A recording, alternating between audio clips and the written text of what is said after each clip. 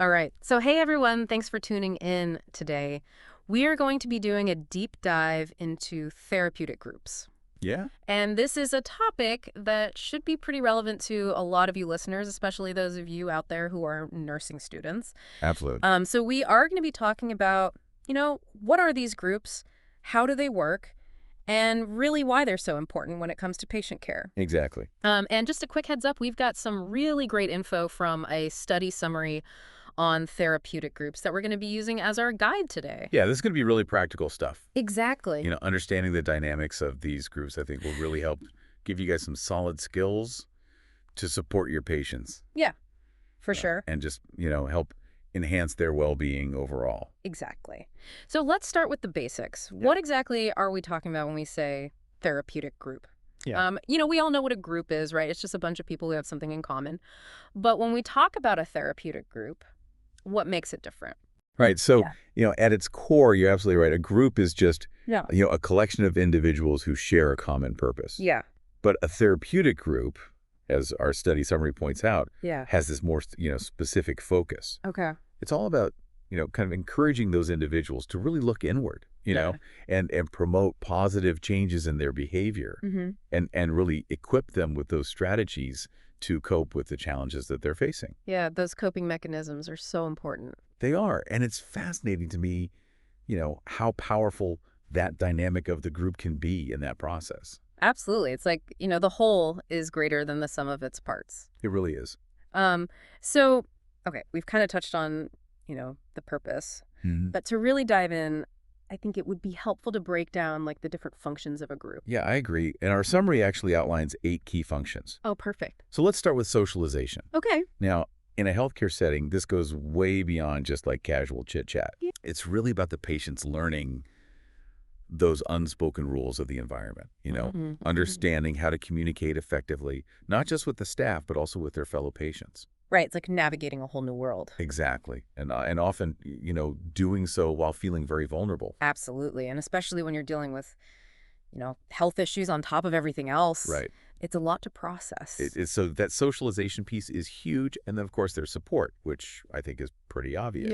Yeah. But it's so fundamental, right? It's that feeling of, security and emotional backing that comes from connecting with others who truly get what you're going through. Right. They've been there. They have. And knowing you're not alone in your struggle can be just incredibly validating. It's so powerful. It is. And that peer-to-peer connection, can really serve as a buffer against those feelings of isolation that so often come with health challenges. Yeah, for sure. And then beyond just that, emotional support groups also play a big role in task completion. Right. Think about situations where you have patients who are working together towards a shared health-related goal. Right. Like you might have a group that's focused on quitting smoking or managing a chronic condition through lifestyle changes. Yeah. That collective effort can be incredibly motivating. It is. It's like that sense of accountability, and encouragement from people who are all kind of striving for the same thing. Exactly. And, that kind of ties into the next function, which is camaraderie. Right. That feeling of belonging and shared experience in the journey of healing. It can be incredibly significant, I think, in the recovery process. Yeah, it's like a sense of community. It is. And, that can really help reduce those feelings of loneliness and alienation that we were talking about that often come with health challenges. Exactly. So we've got socialization, we've got support, task completion, camaraderie. What else is there? Well, another crucial function is informational. Oh, okay. Groups provide these fantastic avenues for learning, not just from healthcare professionals, but from each other's experiences. Yeah. Our summary specifically mentions medication education groups Oh, yeah. as a great example of this, where patients can learn from each other's practical experiences with their meds.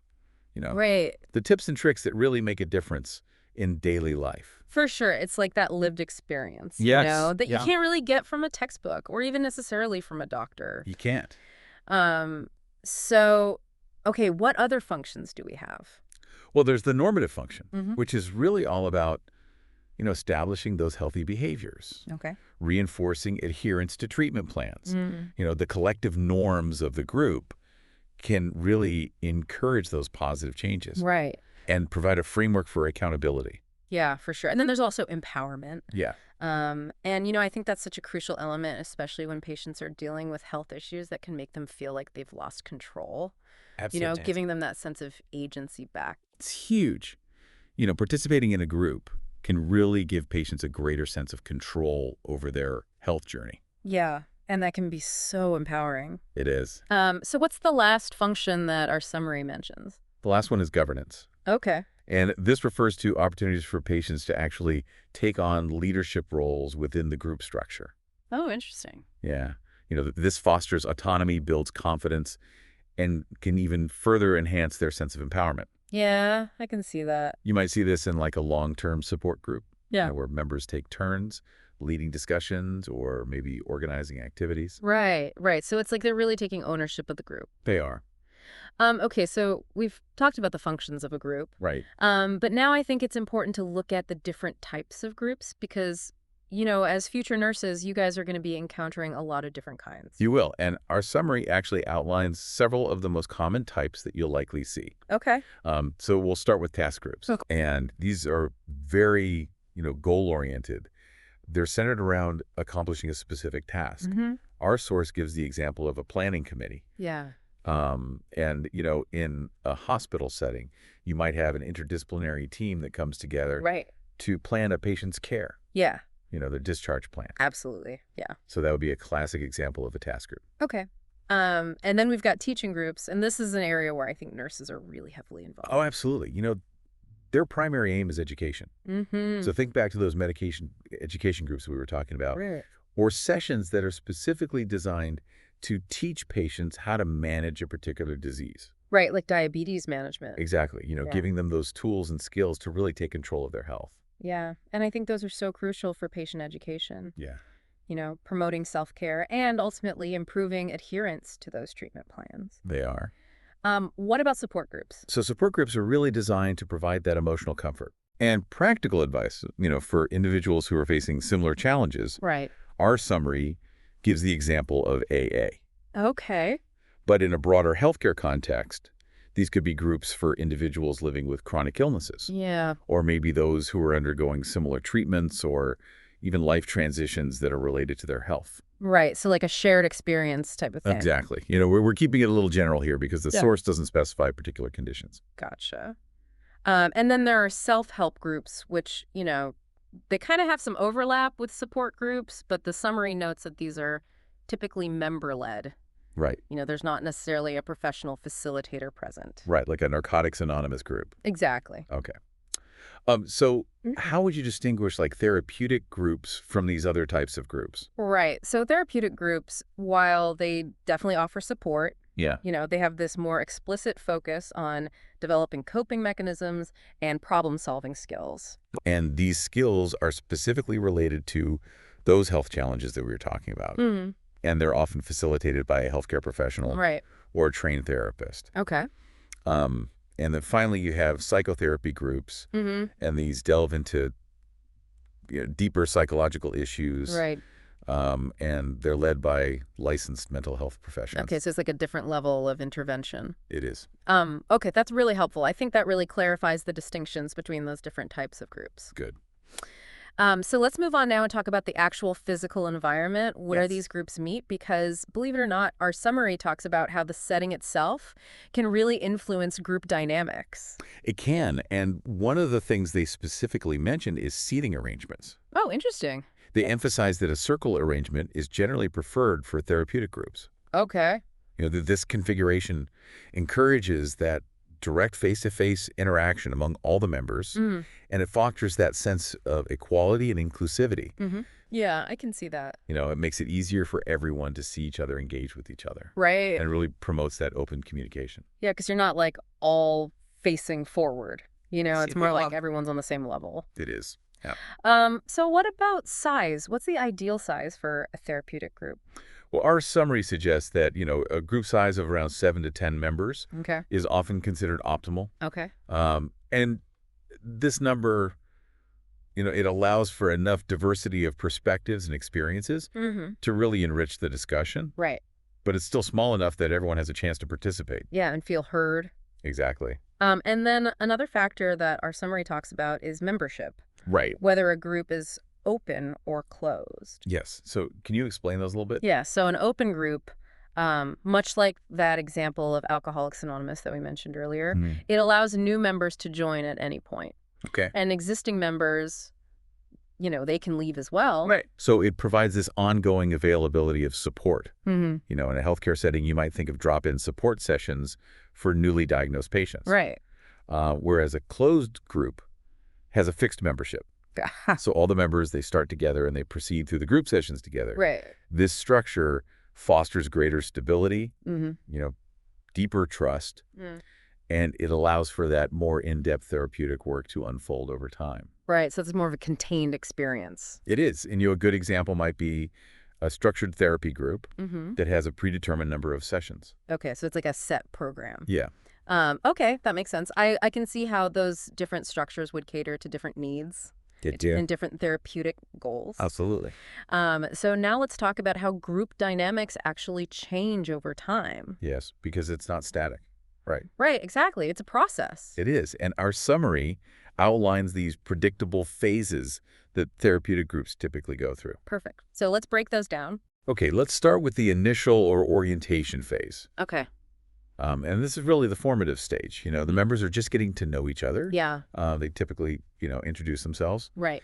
And the group facilitator, who's often a nurse, will help establish those basic rules and expectations for the group. Right. Setting the ground rules. Exactly. Yeah. Things like confidentiality, how the sessions will be structured. Mm-hmm. But trust is generally pretty low at this point. Yeah.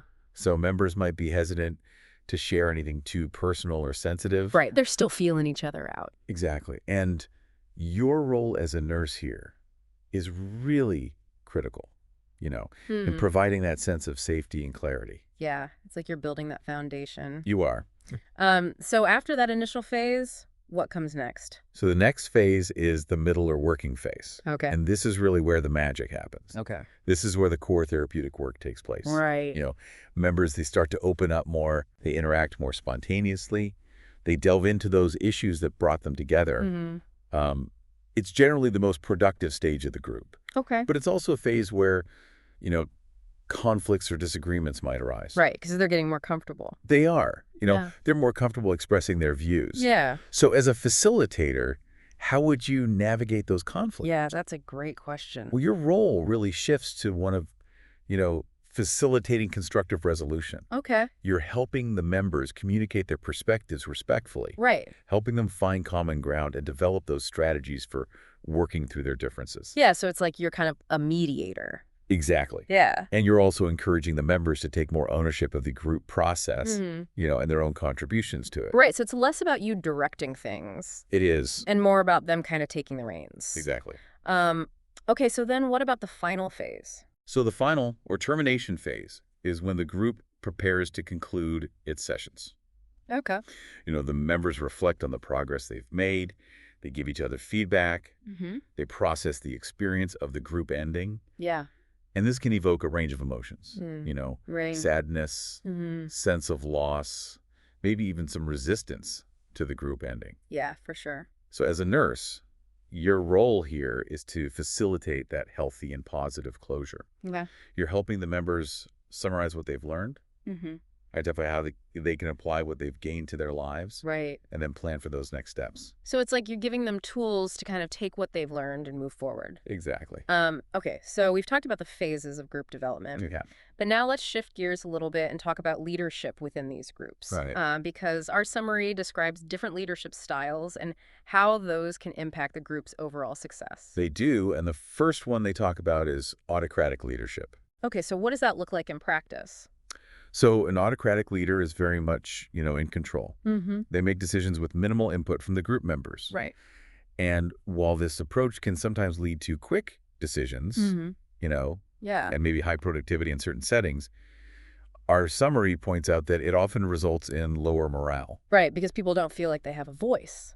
Exactly. Yeah. And in a therapeutic context, Yeah. an autocratic leader might stifle that open communication, Mm-hmm. discourage participation, and ultimately hinder the development of trust and insight among the members.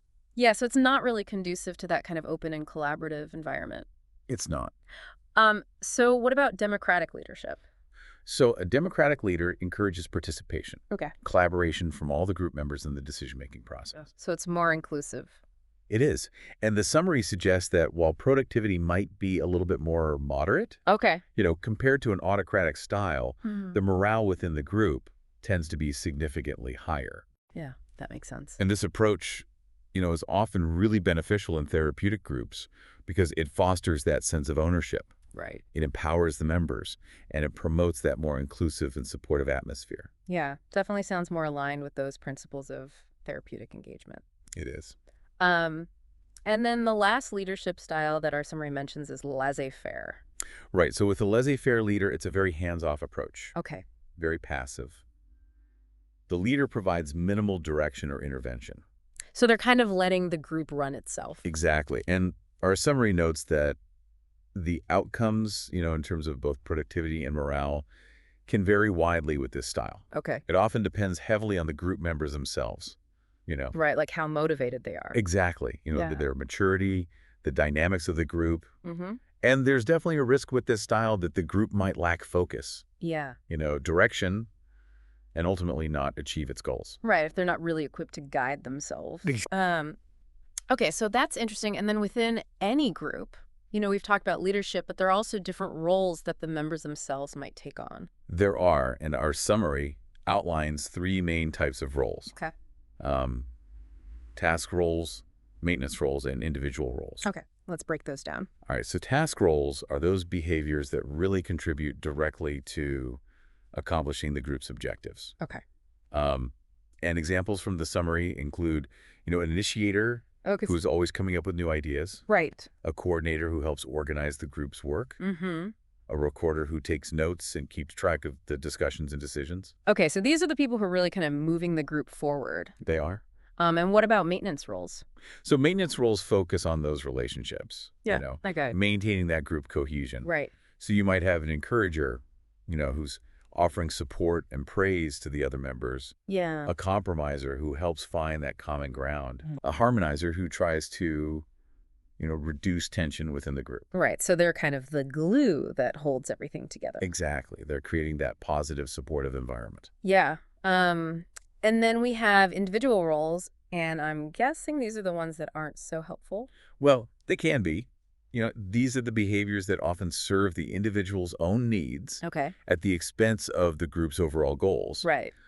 So, for example, you might have a dominator Okay. who tries to control the conversation, Mhm. a blocker who resists any new ideas, Yeah. an aggressor who might criticize or attack other members. So these are the ones that you as a nurse really need to be able to recognize and manage. You do.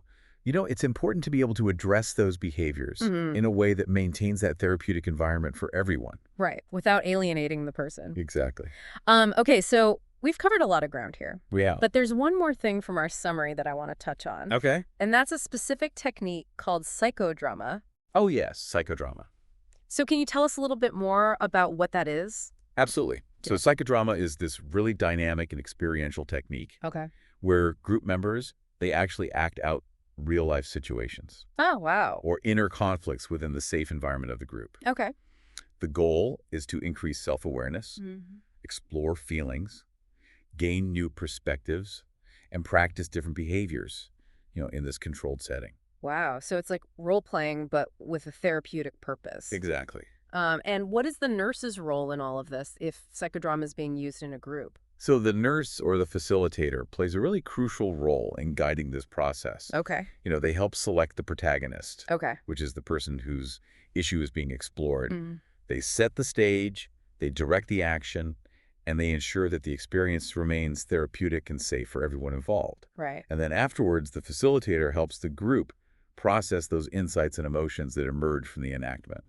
Okay. So it's a very involved role. It is. All right. So now let's kind of bring everything together Yeah. and talk about, what are the core responsibilities of a nurse when it comes to facilitating these therapeutic groups? Right. So our summary highlights several key aspects. Yeah.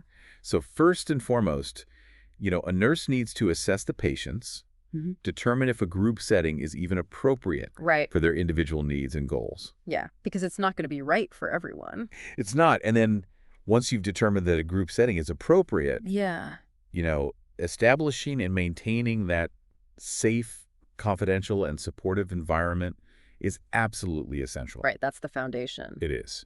And then what else? Well, the nurse also plays a vital role in guiding those discussions, Yeah. making sure they stay focused and productive, Mm-hmm. while also encouraging participation from all the members. It's a balancing act. It is. Yeah. It's about providing structure, but also allowing the group that autonomy to explore the issues that are relevant to them. Right. And then facilitating that constructive feedback among the members and helping to resolve conflicts. Mm-hmm. Those are also key responsibilities. So it's like you're a conductor, Yeah. kind of leading the orchestra. I like that analogy. And then, of course, continuously monitoring the group dynamics. Yes, being attuned to those verbal and nonverbal cues and intervening when necessary Right. to maintain that therapeutic environment. Yeah, and addressing any issues that come up. Exactly. And then, of course, upholding confidentiality and adhering to all ethical standards throughout the entire process. That goes without saying. It does. All right, so as we start to wrap up here, what are some of the key takeaways about therapeutic groups that you think our listeners should really remember? Well,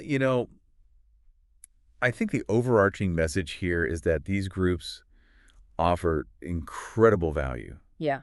Emotional support, diverse educational opportunities, Mm-hmm. a platform for developing those essential coping and problem-solving skills. The leadership style that's employed can really make or break the group. Right. It influences its effectiveness and its ability to achieve its aims. For sure.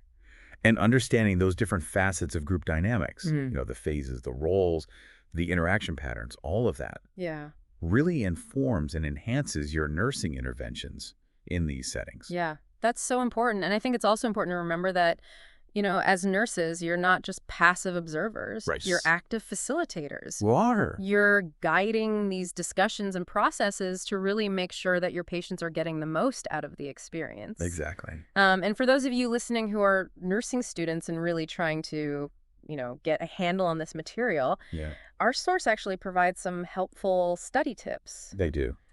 So what are some of those? Well, one helpful mnemonic is IWT, Okay. which stands for initial working and termination. Right. So that helps you remember the phases. Exactly. And they also suggest practicing with case scenarios, analyzing those hypothetical group situations, Right. identifying the phases, the roles, the Mm-hmm. leadership styles. Yeah. And then they also encourage you to reflect on your own experiences in groups, Ooh, that's a good one. whether it's personal or academic, Mm-hmm. and try to apply these concepts Yeah. to understand the dynamics that you observed. For sure. And then lastly, just make sure you have a good grasp of those definitions of the different types of groups. Right. Task groups, support groups, therapeutic groups, all of that Absolutely. good stuff. So as you continue your journey in nursing, we really encourage you to think about those group settings that you're going to encounter. Yeah. How are these principles of group dynamics going to shape your approach to patient interaction and your care planning? Absolutely. So that's definitely something to keep in mind. It is. And maybe even explore further as you delve deeper into the world of group therapy techniques. Great advice. Thanks for joining us today. Yeah, this was fun. It was great to have you. Likewise. All right, everyone, we'll see you next time.